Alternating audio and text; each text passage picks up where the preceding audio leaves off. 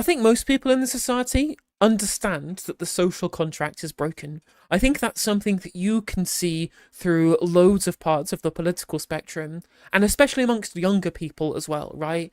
There is certainly a sense of intergenerational unfairness amongst younger people, and that's broadly seen throughout the media. I know the think tanks are cottoning onto this. The Centre for Policy Studies are talking about the social contract with regards to working young people paying tax, supporting migrants and people on benefits, which of course I think that their narrative about this is wrong, but they're clearly tapping into a sense of discontent with where the social contract is in this country.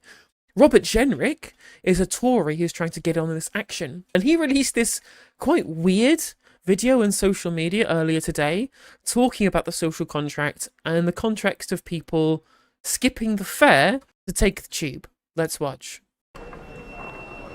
Excuse me, do you think it's alright not to pay? Seriously, why do you go back through the barrier and pay?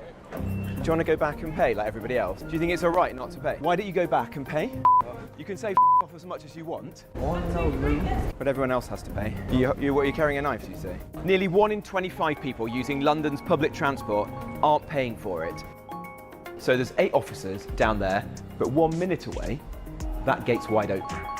It's also just annoying watching so many people break the law and get away with it. Or at least most of it. Right, should we go over here to these guys here? Excuse me, gents. Hello. You're on camera, mate. You're bang to rights. Just step to the side and... All right, thanks very much, guys. It's the same with bike theft, phone theft, tool theft, shoplifting, drugs in town centres, weird Turkish barber shops.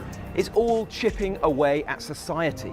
The state needs to reassert itself and go after lawbreakers. So, of course, things like theft, petty theft, all these kind of things, these are bad, right? I'm not going to try and defend people who steal. That's not what this channel is for. It's not my position on this.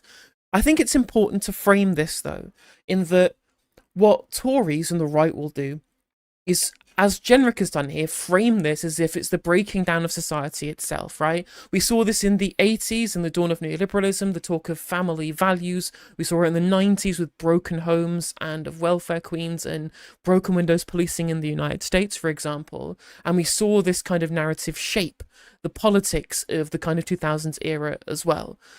And it's important to, instead of frame this as being something that is cultural, that is specific to a certain group of people who do this latently, I think it's worth reframing this as a problem that is downwind of systemic issues, right?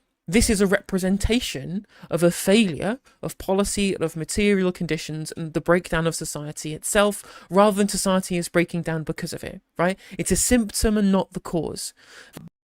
Now, it's difficult to try and look at this when people will see that there is one rule for the elites and another rule for everybody else. So whilst there are plenty of right-wingers, especially right-wingers from very privileged backgrounds like Robert Jenrick, who went to private school, who will completely ignore white-collar crime, wage theft, the ways in which the richer people don't pay tax and poorer people pay more as a percentage of their income. Like Rishi Sunak paid a smaller percentage in tax than a nurse did, like a Band 5 nurse. They see that as unfair and a breaking of the social contract. We've seen the breakdown in intergenerational unfairness, as I mentioned before, in there being huge amounts of pension and housing and property provision for the elderly, which we continue to protect, and yet we allow them to block the creation of new housing for younger people, right? This is, of course, symptomatic in terms of culturally, of neoliberalism, of greed being good, and not thinking that there is a society that people should serve. There is no such thing as society. It's a very kind of foundational neoliberal doctrine, and individualist, ultra-neoliberal ideology taking over society, right? People thinking it's everyone for themselves. Why would you care about the knock-on effects for society when all that matters is what's good for you? Of course, you're more likely to do things such as skip the fare or commit petty theft, especially when grand larceny very rarely gets punished. We don't ever look into tax avoidance and tax evasion in the way that we do the small amount that working people do, or clamping down on IR35s, you know? When you see people in this country who are powerful get away with flouting the rules and only getting a slap on the wrist, multi-million-pound fines doled out to water companies who then still get to control the assets where they are allowed to increase our bills continually, why would normal people who do obey the rules feel like they should do that when it's clear that people who are powerful can get away with it? This is why it's a systemic problem, both culturally in terms of neoliberal doctrine and the way in which the economics is unfair, both intergenerationally and between classes too. The Conservatives would specifically want to not frame this as a class issue and try and attack poorer people and see it as a moral failing that they're individually responsible for, that the state needs to crack down on rather than change the conditions for, is so that you don't look at the people at the top who are flouting the rules, the people who got the crony contracts during the pandemic, people like Boris Johnson breaking his own rules. Speaking of people breaking the rules in positions of power, Adam Bienkov of Byline Times pointed out that Bobby J himself, hardly somebody who has been fastidious in keeping to the rules. Let's have a look in some of his highlights, shall we? Housing Secretary Robert Jenrick has accepted that he approved a £1 billion East London housing development unlawfully.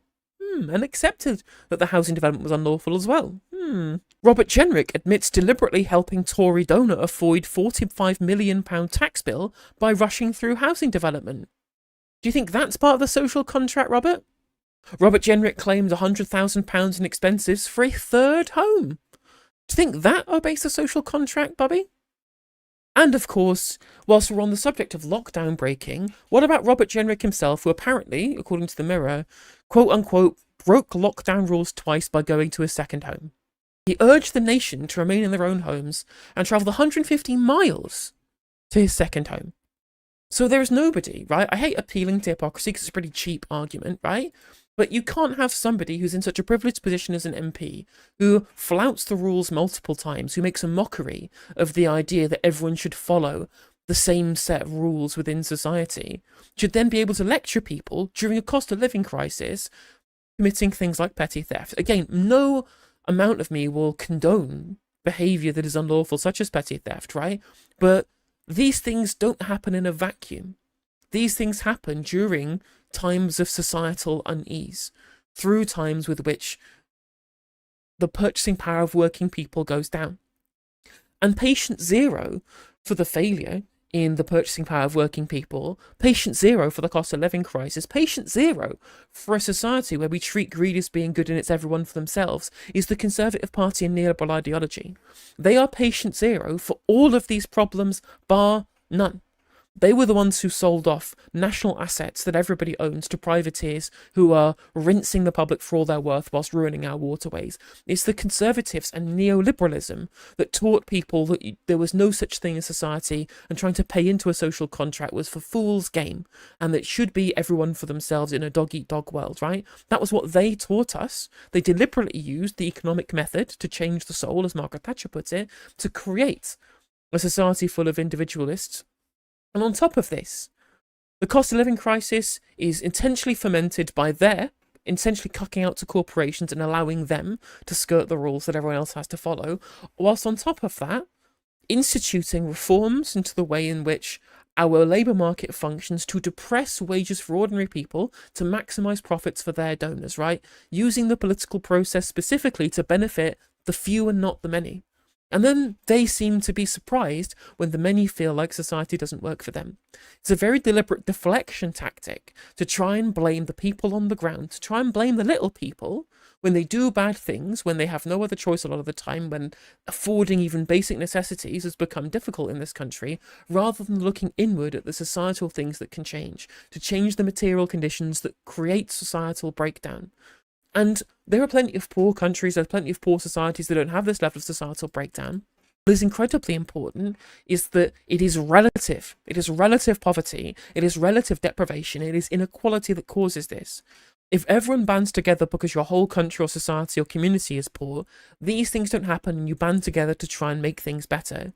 when you can see that on some streets in this country you have council housing where people can barely afford to pay the bills on one end, and on the other end of that road you have multimillionaires living in penthouses, that creates societal discohesion. That creates the fertile ground for antisocial behaviour. That is what causes people to feel like the social contract is unnecessary.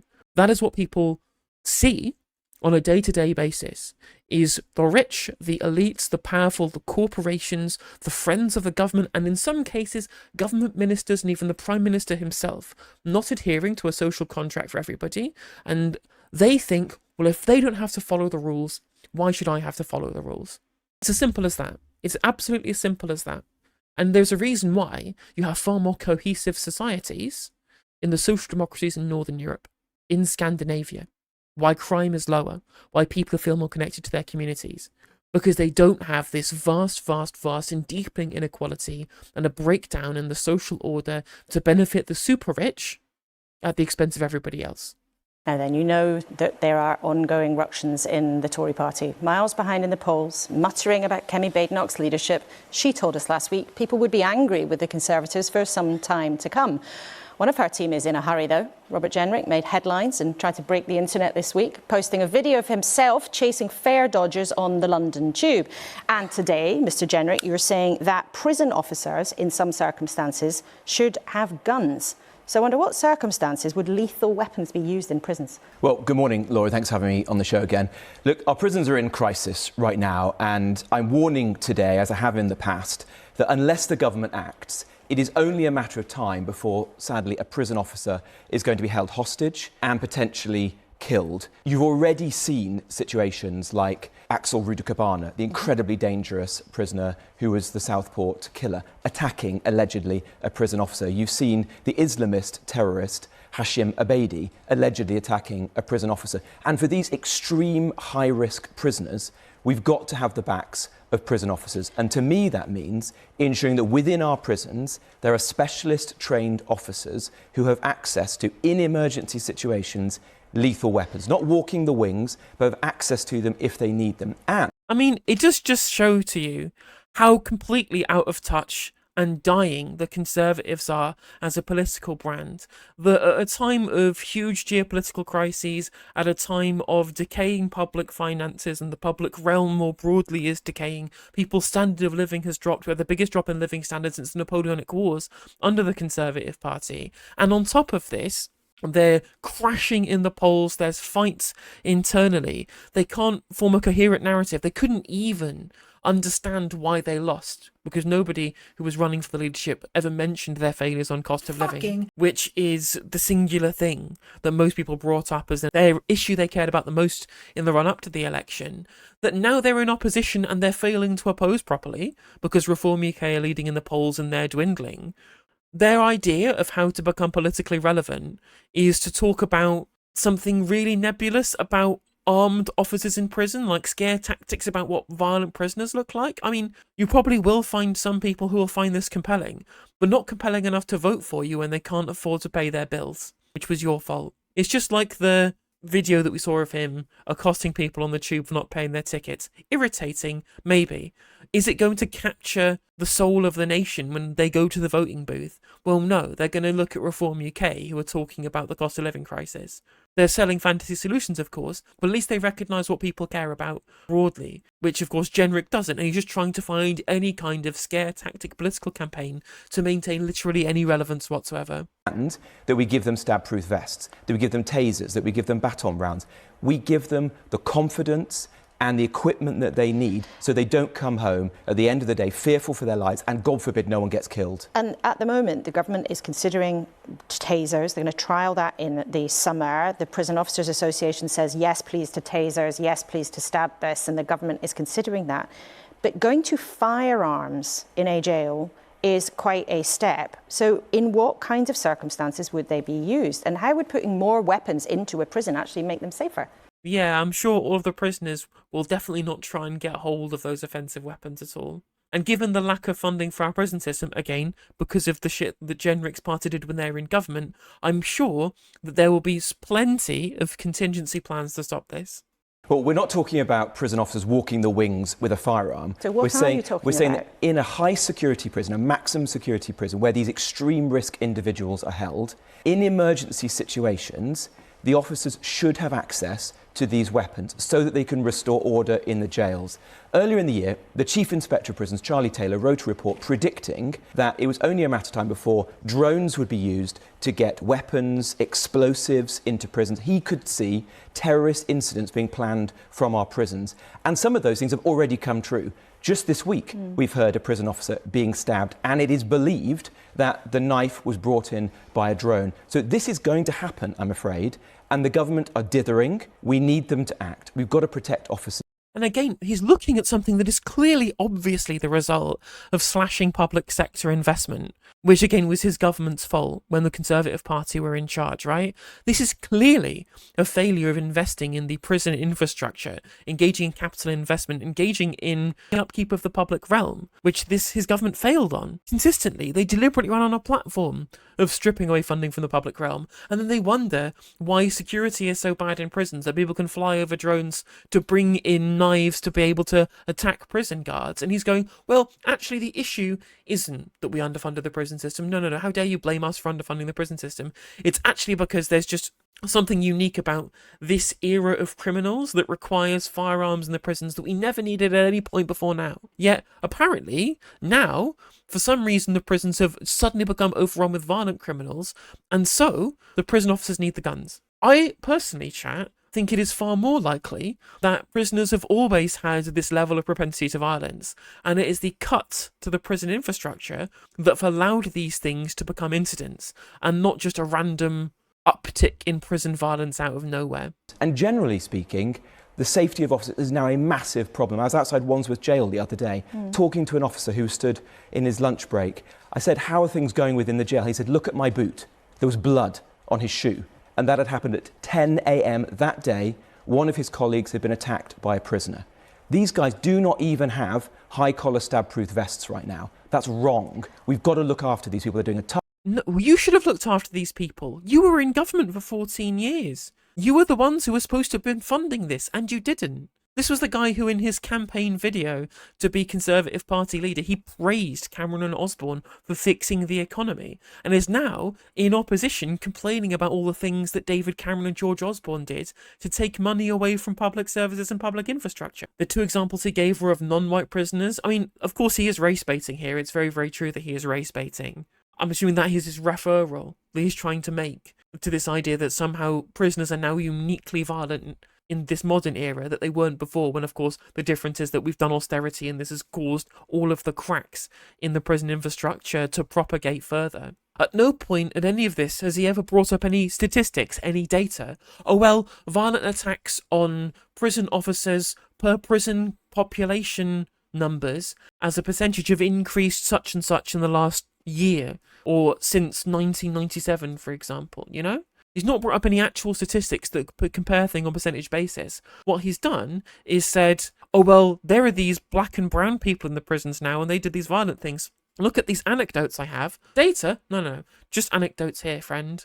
Tough job on our behalf. They deserve this. Whose fault do you think it is that prisons are seeing such levels of violence? This has been a problem for a very long time. I am the first to say that we should have done more as a government, but we're in opposition now. It is my job to bring forward good, sensible solutions to try and protect these people. That's why I've asked the former prison governor, Ian Aitchison, to do a rapid review. He has brought forward these proposals. I'm giving to the government today and saying, do something about this, because if you don't, I'm afraid the consequences are going to be very, very severe. But it is also part of any politician's job to be responsible for decisions that they were part of making. And you were part of the Conservative government. You were in the Home Office, not the Justice Department, but you were a government minister for a long time. There were years and years of cuts to the prison system, increasing numbers, falling officer numbers, barely an extra prison place built. Some people watching might actually think that you have got some brass neck to come and say you need to do something as radical as putting firearms in prisons to help manage a system that in some places seems to be out of control, which you helped create.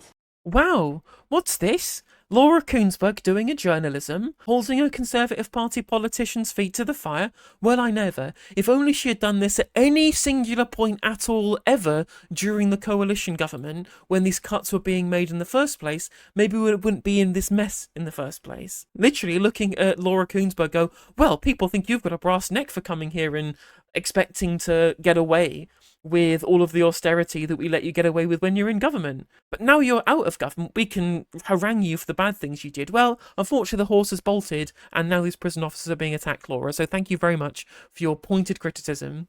Well, look, I do think that we should have done more when we were in office. We built 13,000 extra prison places.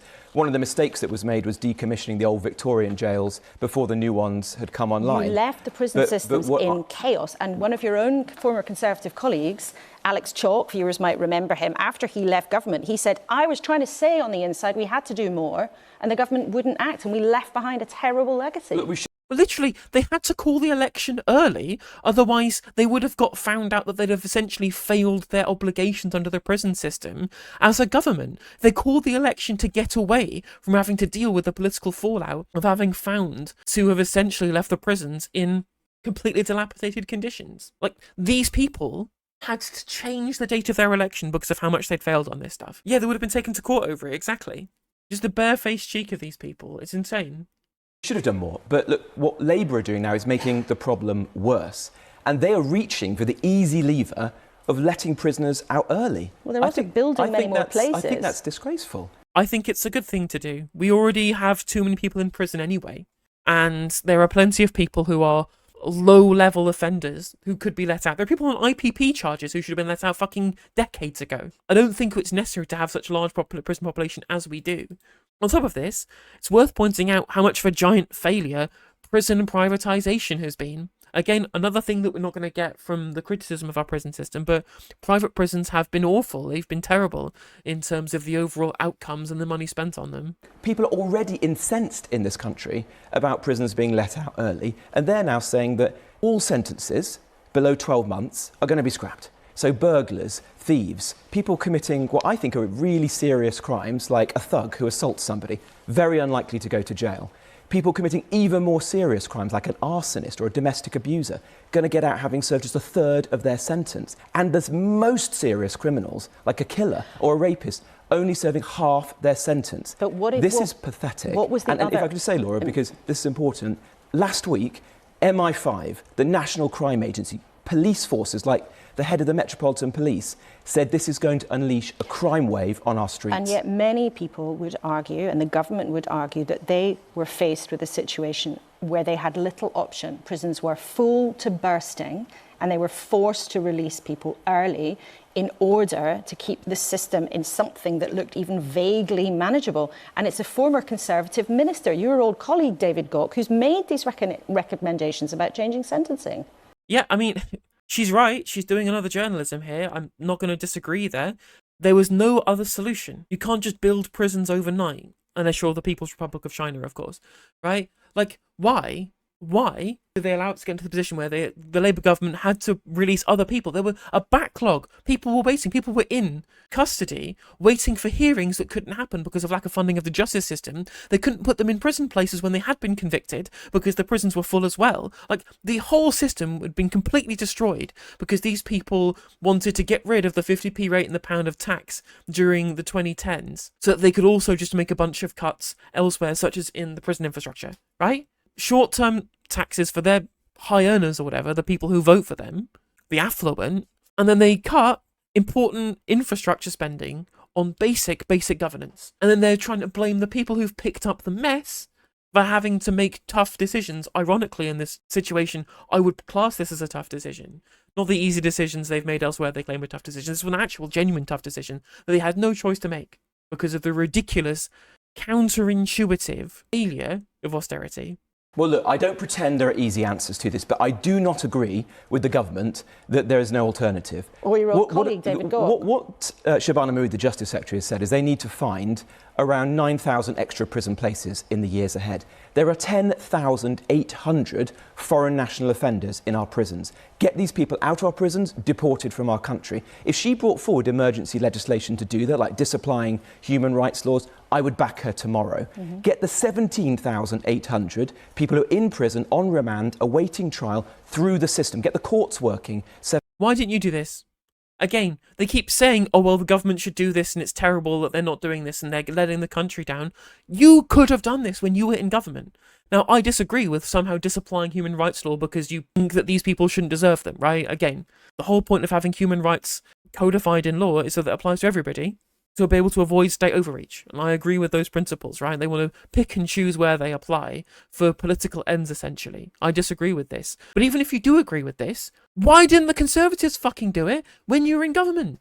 Why didn't you do it? 7 days a week. At the moment, the Lady Chief Justice, the most senior person in the judiciary, is offering her extra days in which the courts could be sitting. She's not taking up Look, I don't pretend these are easy. The country is facing very serious challenges right now. You've got wages that are stagnating. You've got energy bills that are too high. You've got illegal migration completely out of control. Literally, all of these things were happening when you were in government. All of these things are your fault. Now, of course, it is irregular migration, because it is not illegal to cross the channel and claim asylum. But regardless, all of these problems were created by your government. Now, the Labour government could have made quick fixes to a couple of these things that they haven't done, and I criticise them for that often, because I disagree with them and I don't like them. But to try and claim that this is somehow unique to the new government and not entirely caused by your failure when you were in government for 14 years, crazy talk. Right now, look what happened yesterday. 1,000 or more people crossing the channel. My worry is that we are not making the right choices now. You've got Keir Starmer. But you admit you made the wrong choices before. Laura, I don't think Keir Starmer is a bad man. I just think that he is fundamentally ill-suited to these challenges. He is tinkering around the edges. Well, we're a strong country. This is about what we're doers. You are doing. We should be bringing forward solutions to these challenges. This is about what you are now doing, and you've admitted that you got things wrong in government, but you've said that your party needs to get moving, to use your phrase. I just want to show people, in case they weren't one of the 18 million people that saw this on the internet, I want to show people what you've been up to.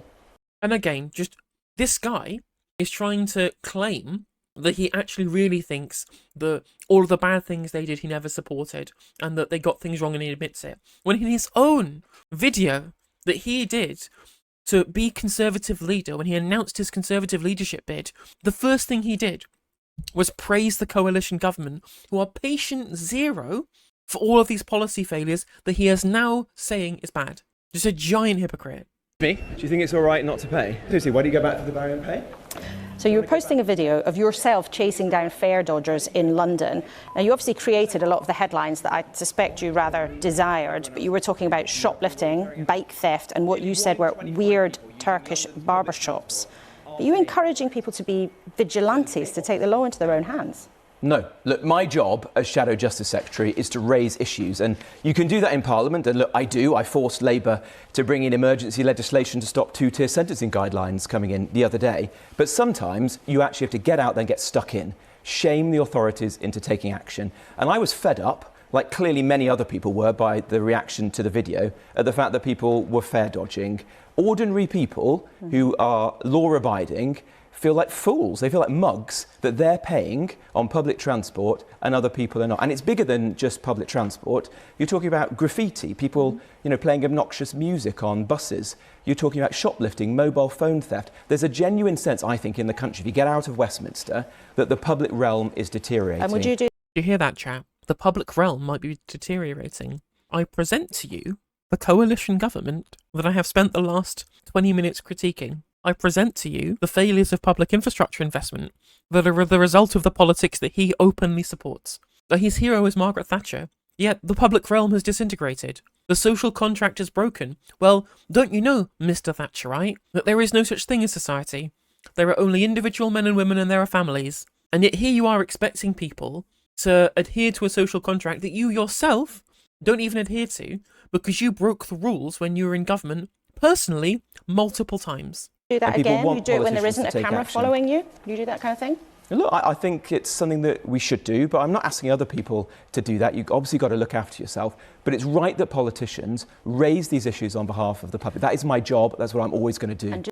And just in general, it's just like a final point on that. I mentioned it in my video before, but I'll mention it quickly on this one as well. We're in a cost of living crisis. There are elites in this country who are refusing to play by the rules, dumping shit into the waters, getting away with huge amounts of white-collar crime that never, ever, ever, ever, ever gets punished. We have an entire upper echelon, an elite of society, to whom which the rules don't apply. That is how you create a society in which the people at the bottom feel like they shouldn't obey the rules either. I'm not saying that rule breaking is good. I mentioned it right at the start, that I don't think that fair dodging is something laudable. People seem to be saying that people who aren't irritated about this somehow like fair dodging. I'm like, I don't think it's a good thing.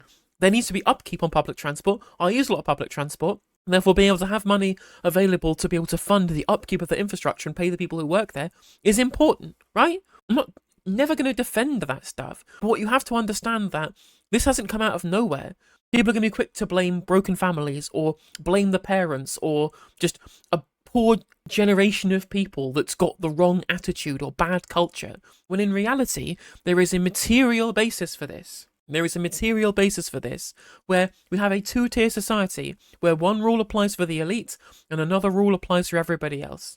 And that is the result, is that people do not feel like they have to contribute to society because the people at the top don't contribute to society. Simple as that. That is the argument, is that if you want to create a society where everyone has buy-in, try and get the rich and powerful and the ones with influence to also make that buy-in, when they have clearly made it obvious that they do not want that buy-in, that they feel like being asked to buy in is somehow an insult to them. That's the point. So it's important to start this by providing some context here. So we had a terror attack last week in Manchester, in Heaton Park specifically, where there was a knifeman attacking a synagogue, and a couple of people died. Apparently they were killed by police trying to assassinate the knife man. But regardless, right, this was a deliberate anti-Semitic terror attack on Jewish constituents in Manchester. And this is all within the purview of the national conversation about our government's responsibilities with regards to what's happening in Gaza, the heightening of tensions and community tensions between certain sectors of society because of the perceived link between what's happening in Israel and what's happening here. Of course, a nonsense link. Jewish people in Israel aren't linked, but people from all sides, whether they're philo-Semitic or anti-Semitic, fundamentally believe that you can hold Jewish people either in contempt for what Israel does or use them as a shield for what Israel does. And the people who do this make the heightening of tensions worse. Yeah. So what people are trying to do, there was a big thing that happened in response to this where there was going to be a pro-Palestine demonstration, and the Home Secretary Subhana Mahmoud said that they shouldn't be doing it. It was un-British, that they shouldn't be protesting a separate thing. Zach Polanski did a really good response where he said that you can't link what's happening in Gaza, that you can't link the protests against the genocide in Gaza with these anti-Semitic attacks, these terror attacks, because Jews in Israel aren't linked. You can't link these things because that's what's led us to this position in the first place. Yet this is a statement we're about to watch here on LBC from Robert Jenrick, talking about how the anti-Semitism, which is at the heart of this attack, should lead to deportations. But it's the framing that he uses here I want people to pay close attention to. Let's watch. Well, just before we get into that, I want to just sort of, it's a tangential point, but I think one worth raising nonetheless. You mentioned there Shabana Mahmood, the Home Secretary, obviously a Muslim woman and a person of colour, who the right wing have decided to start a conversation with amongst themselves about whether you can even be British as a person of colour or a Muslim or whatever, because they're racist, bigoted, so-and-sos. And for in the context of that taking place, her Britishness being questioned just for being what she is, for her to come out and use that same rhetoric about how protest is in of itself un-British is both ludicrous, shows a farcical understanding of the reality of the situation, and is just outright offensive. I'm sorry, you don't get to pick and choose when I can and can't protest. Even though you want to pass laws to do exactly that, you will not stop us. Under no illusions. Well, don't do it on Saturday because you might offend people. Firstly, I don't give two fucks about offending people, and secondly, I'll not protest on Saturday if Israel doesn't kill anyone on Saturday. How about that? It's a really important point that you're bringing up here too. It is unilateral amongst most of the permanent political class in this country that they need to somehow crush dissent. And the new policing powers that's been passed by the Home Secretary recently are crushing of that dissent. And unless there is actual pushback from politicians in this country, it's going to lead to the heightening of rhetoric and further entrenched authoritarianism by using people like the pro-Palestinian movement as a scapegoat with which to use it. It's so dangerous. And again, this arms race on authoritarian rhetoric is leading to the kind of statements like what we're going to watch from Jenrick in a second here. It's super, super, super dangerous. And it's also worth bearing in mind the context we've just given you there when discussing, again, a tangential point, but the ID cards and how they definitely won't be used for bad and authoritarian things, honest. For government, it means there must be zero tolerance on anti-Semitism and extremism. So where you find instances of it, like hate preachers in mosques or individuals on the streets of our towns and cities calling for jihad or chanting from the river to the sea or Whoa, firstly, that's not an anti-Semitic chant. That's absurd. And secondly, do you have that same zero tolerance approach when it comes to, say, Islamophobia or general racism or anti-Catholic bigotry? Because you might find your friends in the DUP a bit more difficult to deal with in that situation. Yeah, your double standards are showing, my friend. Exactly, and it's really important why he's saying this very specifically. Again, a political party that has been very accepting of especially internal racism against black and brown people. They literally had Boris Pickaninnies with grinning watermelon smiles as their leader, for crying out loud. Yeah, who called Muslim women bank robbers and letterboxes. You know, this is a party that almost had an Islamophobia investigation by the Equality and Human Rights Commission. Weird how that went away as soon as the Tories got hold of setting the agenda for the HRC, but regardless, right, this is a party that has historically been Islamophobic and has historically also been more anti-Semitic than other political parties other than like UKIP.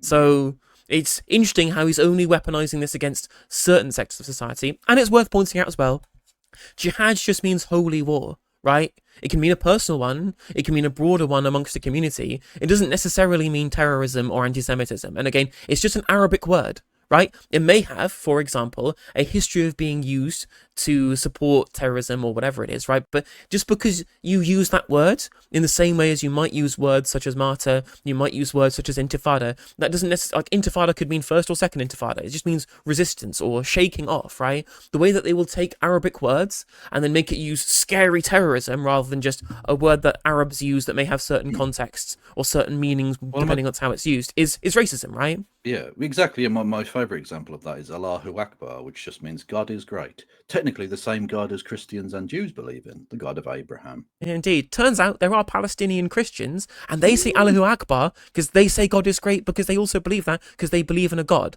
Yeah. Right? It's not difficult. It's not difficult. And also, of course, he talks about from the river to the sea. Again, that's just fundamentally crushing resistance to occupation here. He is full on pro-colonial. If you oppose the idea of Palestinians having freedom between the river and the sea, i.e. not being subject to apartheid, you are supportive of apartheid, right? That's what he is. He is a supporter of apartheid. Oh, 100%, yeah. Lionizing the Houthis, the Hezbollah, Hamas, prescribed terrorist organizations. Arrest these individuals and take action against them. Where you find individuals who are abusing our hospitality, they're here on visas and yet are displaying anti-Semitic, anti-British, frankly, sentiments. Okay, anti-Semitism is one thing. Depends what you mean by anti-British, because like your version of anti-British is very different to mine, because I would argue one of the most anti-British organisations on these islands is the Conservative and Unionist Party. It's a despiser of basically everything good about this nation. It doesn't seem to like or support any of the people that live here. So should we investigate you and kick you out of the country? Or is it just your description of what you think anti-British is because you're a nasty little bigot? It's almost like it's going to be used as a pretense for what they might want to do to anybody who say they might want to deport, similar to what we're seeing in the United States of America. Yeah. And again, we just saw Kemi Badenoch, the leader of the Conservative Party, announce that she wants her own version of ICE. They want to essentially have this as rhetoric to attack anybody who they see as a political opponent. Yeah. That is what this will be used for. It's really important for him to try and conflate support of terrorist organisations, which is illegal and can get you deported, with just saying words that Robert Jenrick finds hurty.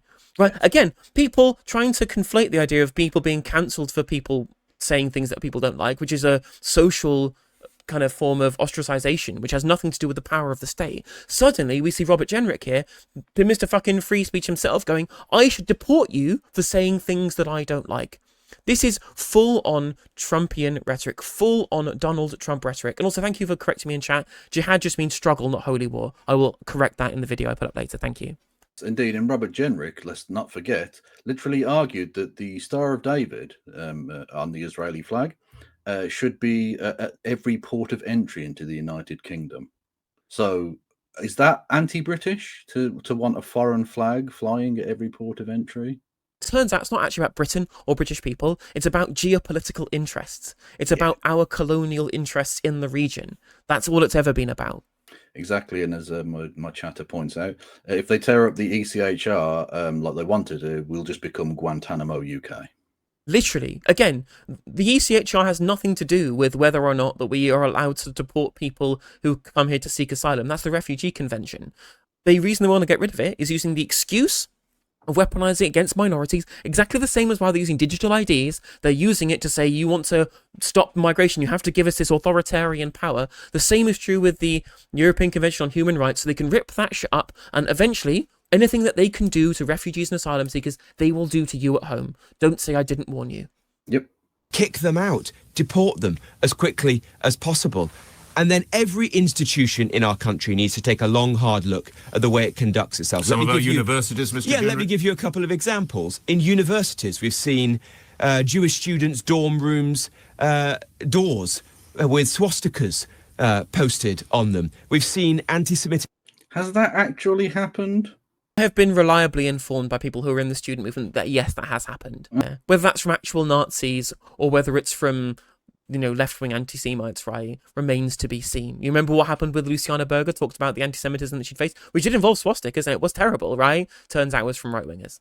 Well, exactly. I would imagine, generally speaking, it would be from right-wingers. Also, I am reticent to take these things at face value because we've seen so often from Zionists that they will fake outrages against themselves in order to try and garner sympathy and to try and gin up fear that there is a massive anti-Semitism wave, when, I mean, there is certainly an increase, but there's no need to, inflate it beyond the reality of the situation. I agree, but fundamentally, if anyone is posting swastikas on people, I don't care what political ideology that they have, that should be treated with zero tolerance, right? God, yeah. That involves internal disciplinary procedures, not, deporting people from the country or taking away their human rights. And with Robert Jenrick, when he says they need to take a strong, hard look at themselves, it's purges in the same way that the Nazis did with academia before their sort of inevitable takeover of all power, Isn't that what Donald Trump is doing right now with universities in America? Weird how that's so similar. Weird that's so similar, isn't it? Yeah, it's almost like the fascists have like a playbook that they follow because that's what they do. Next, you'll be telling me that the person who's in control of the policy, Stephen Miller, quoted a bunch of Nazi rhetoric in his big speech that he did the other week. Yeah, exactly. That'd be weird. Well, I mean, because lest we forget that Elon Musk, the richest man in the world, did a Nazi salute from the podium of the President of the United States on Inauguration Day. So, but, you accuse everyone who just, does Nazi salutes of being a Nazi. Professors at universities being able to continue for far too long. Just last week... Whoa. Time out. What do you mean, professors being able to continue for far too long? What does that mean? He's referring to David Miller, basically. This is, in my opinion, this is a veiled reference to David Miller. Now, I don't like David Miller very much. I don't think he's a particularly diplomatic or particularly well-versed person. I think he has some dodgy views, right? But fundamentally, he's there because of academic freedom. The thing that these people, the Conservative Party, were talking about academic freedom the whole time when they were trying to force people to accept speakers who were like transphobic at universities. And again, university students are paying customers. They should decide what they do and don't get access to in universities. They didn't want these TERFs to show up, so they tried to get them not invited. Yeah. But the actual employees, right, people who are employees of these private institutions, which is what universities are, they have employment rights. They shouldn't be just dissolved from their position just because they say things that disagree with the state. The state enforcing this is the problem, right? Individuals, private institutions deciding what their own relationships are with individuals is one thing. The state deliberately cracking down on dissent, deliberately cracking down on how these private individuals engage with each other is a completely different step entirely. Yeah. And again, it's not just like, even if there is an example of someone you don't like in these situations, the Niemoller poem absolutely suffices to explain it all, because it's about solidarity to an extent, because it's not just the obvious pieces of authoritarianism where they will go after a specific person. It's the ripple effects of that. It's that every time someone who might want to oppose the government in some way thinks to themselves, well, I don't want to be treated that way, and then stays quiet when they wouldn't otherwise have. It's that is the beginnings of the true destruction of freedom, because it's not just the government forcing you to shut up, it's you censoring yourself because you don't want the consequences. Exactly. We saw in the NHS a doctor being allowed to continue to practice despite the fact that she had said that the Royal Free Hospital, the big hospital in London, was a cesspit of Jewish supremacy. That woman should have been... Okay, I mean, again, I think we went through this story, didn't we? We did. It was Rahmet Al-Adwan. Yeah. Now, this person, again, might not be particularly great, but unless you can show medical malpractice, or indeed an intent to do medical malpractice through word, I don't know that you have any grounds to get rid of this person, really. Yeah, or indeed, if she was actually discriminating against Jewish patients, if she was being actually racist about people, she can believe, right? It's fundamentally her belief that Zionism is a form of Jewish supremacy, i.e. that Jewish people have a greater right to the Levant, and they can do so by expelling and ethnically cleansing and murdering Palestinians with which to do it, whether it's in the West Bank, in Gaza, or in the Nakba, right? Yeah. Fundamentally, like, I think that's undiplomatic language. I would not say it like that, and I don't think that many of the people who support Zionism necessarily understand that there is a Jewish supremacist nature to that, and I wouldn't say it in those terms. It's fundamentally her right to believe that.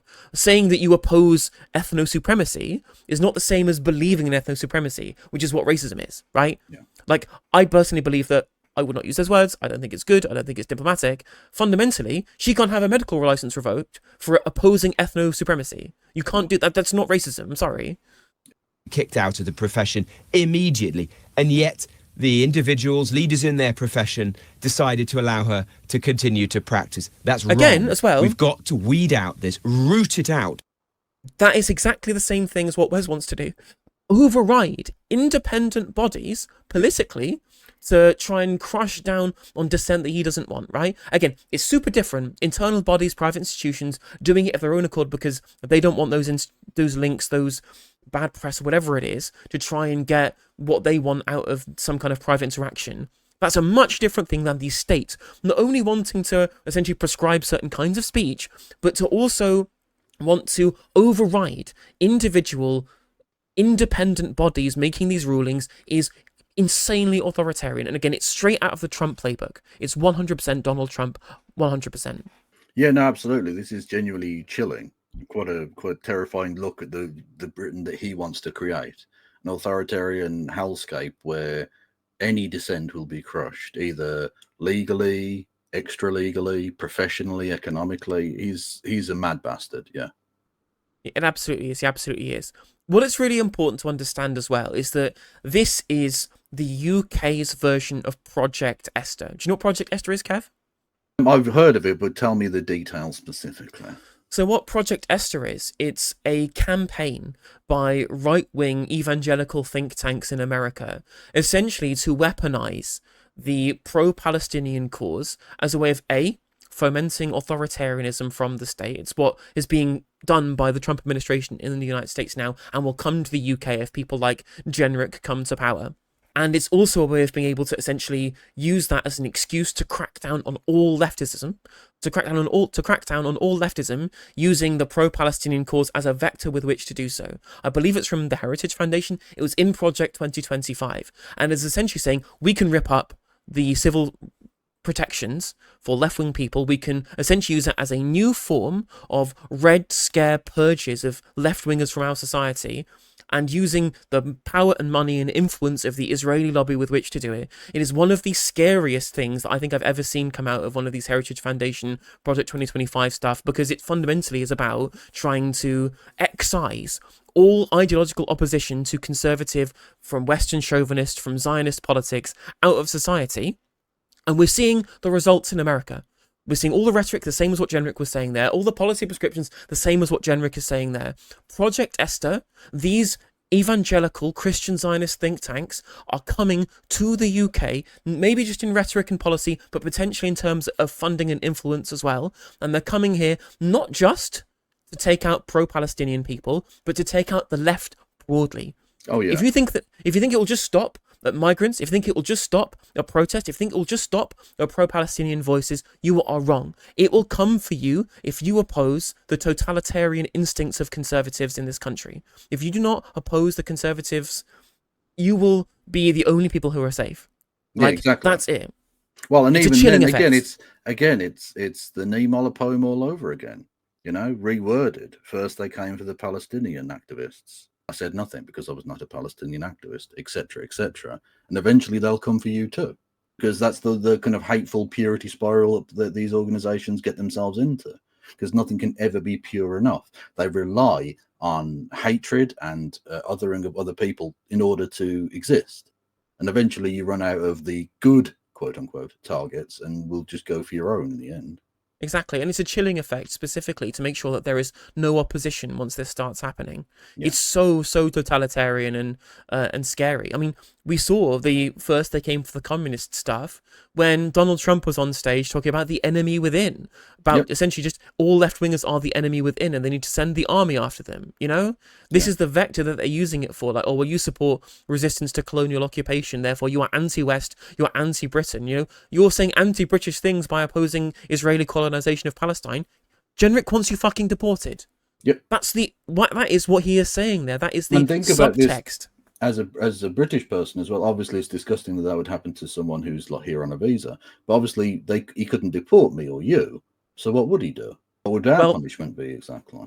Yeah. He hasn't stated it, but I think we all fucking know. So we all know the kind of direction of travel, so to speak, and the mode of transportation, unfortunately. Yep. And this is why, not just opposing of the prescription of Palestine action, which is the thin end of the wedge, again done by a Labour government trying to ape these people's rhetoric, not just the restrictions on protests we're seeing from the Labour government, from people like Shabana Mahmood, not just things like the Online Safety Act passed by the Conservatives and defended by the Labour government, which is done to restrict our access to information that can help us understand what's going on here, and indeed what we're seeing with the introduction of digital IDs, which we will give the government the ability to track us as well, to be able to give us the kind of papers, please society that the authoritarians within the Labour right, within the Tony Blair Institute, and within the Conservative Party and Reform UK would want to use against us. You must oppose it. Openly talking about the removal of healthcare from people. I mean, that's, and they haven't even passed the bill yet, and they're already admitting that's the kind of thing they want to try and do with this. It's dystopian. It genuinely is. And again, like you say, this is being done by the Labour Party. This is supposed to be the party that protects us from this sort of thing, and yet it's literally just the Conservative Party now. And the Conservative Party have become the Reform Party, and the Reform Party are a weird mishmash of different things, including ex-Tories. So. Exactly. Edward Sexby in chat. To be fair, blacklisting of union members and leftists has been going on in the UK forever. I mean, that is true. We all know about spy cops. We all know what's been going on, the infiltration of left-wing movements within the UK and the USA for a large time. I mean, you look at Operation Gladio in Italy as well. Western governments have been, through things like COINTELPRO, through the surveillance state, have been going after left-wing organisations surreptitiously. There's always been this surveillance of left-wing groups, but this open desire to weaponize the state against us publicly, in full view of the public, whilst campaigning to remove our application to rights under the ECHR more broadly as well, should terrify everybody watching. Not just leftists, not just pro-Palestinians, everybody watching. Because if they can do it to us, they can do it to you. Talking of Robert Jenrick lying, shall we see how he thinks that you can play an Xbox with an N64 controller? Real boomer hours at Ozempic Towers, everyone. This is a video games controller, and these are some snacks. Video games controller. Oh, mate, what are you doing? What are you doing?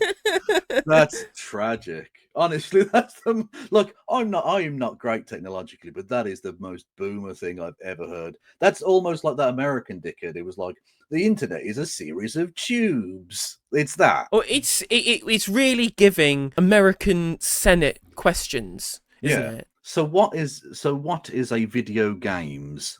What do they happen? Where do you find those games? Yeah. How am videos game? And you know who else has these? Some of our worst criminals. Axel Rudakabana murdered 3 girls. and then in jail, stabbed a prison officer. And yet, due to stupid rules, officers are forced to bring him twirls, Haribo, packets of crisps, and Diet Coke. Murderers are sat in prison. No, we should give them full fat Coke so that they become fat and depressed. I mean, there is a list of things, chat, that I am concerned with, and prisoners eating crisps doesn't make the list, right? No. People can't afford their bills, which are continuing to increase. The water bills are going up. There's shit in the rivers. Some people can't afford to feed their kids or can clothe their kids. They're choosing between heating and eating, right? Whether or not that there are prisoners, I literally couldn't give a shit how depraved of a criminal that they are. I couldn't give a shit whether they have Haribo or not. I really don't. Yeah, like, it's not the end of the world. Like, again, like, I mean, what do you want to have happen for them to just eat gruel like it's the fucking 1800s? Like, yeah, they get given crisps in order that they don't fucking go mental. Actually, I'm sure they really pushed the boat out on Diet Coke. I mean, maybe we could save some money that we got them like Tesco value Coke rather than the Roller absolute Cola. branded Diet Coke. Yeah, literally, Panda Pops. Yes. Get them on Panda Pops. No, right? Panda Pops are too good. No, you need Roller Cola. The kind of stuff where if you have 2 cups of it, you literally feel like your stomach is burning. Euro Shopper energy drink. Yes, exactly. Yeah, that kind of stuff. Yeah, either way, right? Like, fundamentally, the problem with the advert that he's got going here is that with these things, it's supposed to make you want to care because it piques your personal concerns. I don't think many other people really care. I mean, to be fair, I think what it is he's, again, speaking to a very Tory/reform concern, if that makes sense. Curtain twitches. Yeah, really pathetic people. But they're the people he's going to need if he's going to overthrow Kevin, or whatever his name is, the Tory leader, in a few days. Literally, like 2 weeks or whatever, until she can be kicked out. So, you know, that he needs those kind of sad bastards on his side. Playing on Xboxes. How? Well, it's called the... Playing on Xboxes. Okay. Also, I find it very funny that this might be the first time in recorded history that instead of calling every other games console that isn't a Nintendo, we have a spiritual boomer describing something else, which is a Nintendo, as an Xbox, right? It's the first time that's ever happened that way around. True. Although I honestly thought with the ubiquity of the PlayStation, everything was going to become a PlayStation. But the boomers just stuck with Nintendo. It was the first thing they'd ever heard of. So they just went, everything is Nintendo. Everything. The prison incentives framework. You behave well, you get perks. That's fine, but it shouldn't apply to murderers, rapists, and violent criminals. Why is he referring to his own backbenchers? What? I mean, first of all, very good point, because of course, plenty of Tories do those things. But second of all, his backbenchers are definitely ones to look at, because the prison incentives framework is something that was passed by the Tories, by the previous Tory government. That's their thing. He's getting mad at the thing that he was party to as a government minister. Yeah, exactly. As always, whenever the Tories make a complaint about this, why didn't you do anything then? You had 14 years, lads. Like, the hot dog literally suit. mentioning that I was watching a little bit of business questions because I'm a very sad person. And that's business of the House of Commons, not even like business as in like, you know, companies or whatever. Business and trade, yeah. And they were going on about, we need to have a debate about the cost of living crisis. And I'm like, you're the Tories, you made that happen. What are you talking about? We need to debate this. Look, don't get me wrong, I'm fine with them debating that, but it should just be, you did that. You created this problem. You are the issue here. Also, Mel Robinson, very good point. Good job most of the rapists are actually out on the streets, not getting Haribo free from the state, because our courts failed to convict them, or the police failed to investigate them, mostly because it's other police officers doing it, but also because the rape conviction rate in this country is minuscule. It's like 3%. But of course, that's not the actual issue I've heard. Like, the real threat to women's rights is trans people existing around them and playing Fallout New Vegas. Far more important than an incredibly low conviction rate, to the point at which rape is basically de facto legal in this country. True. Also, of course, you've got to bear in mind, the courts would deal with that, but they're too busy dealing with climate campaigners or people who are opposing genocide. Granny's holding signs blocking up the courts so we can't convict rapists. Well done, Keith. Well done, Shabana. Well done, Yvette. Yay. But there's a massive loophole. If you attack a prison officer, you're meant to be deprived of all your perks. But if you claim you're at risk of self-harm, you can, and often do, get them right back. Murderers and violent criminals shouldn't be enjoying sweets, Xboxes, or frankly, any perks. The Justice Secretary, David Lammy, can and must change these rules today. That you didn't change for 14 years. I'm loving the intense music in the background, as if there's some giant scandal that he's uncovered, rather than legislation that his government implemented. And second of all, something as entirely small fry as sometimes people in prison get Haribo. I don't care. I really don't care. You cannot make me care about murderers eating Haribo, Robert. You know? Yeah, like literally. The fact that there are any rapists behind bars and not like all of the rapists, that seems like a bigger issue. Indeed. The fact that there are very few of them that ever get convicted seems like a much bigger problem with the justice system. Or the fact that you literally broke the law in your duty to the British people by basically allowing the prisons to be exactly full by the time you left office because you just didn't want to deal with that. I mean, it was so illegal. Basically, it's thought that was why they called the election early, so that they could pass the problem on to the Labour Party rather than have to deal with any kind of investigations into how poorly they'd managed the prison system. And it's also worth pointing out too, as well, that the whole point of prison is to keep people off the streets, right? Yeah. Insofar as you use it as a sufficient deterrent so that people don't want to go to prison, so they don't commit the crimes, and so that if they do that, you keep them out of the public so they don't harm the public continually, right?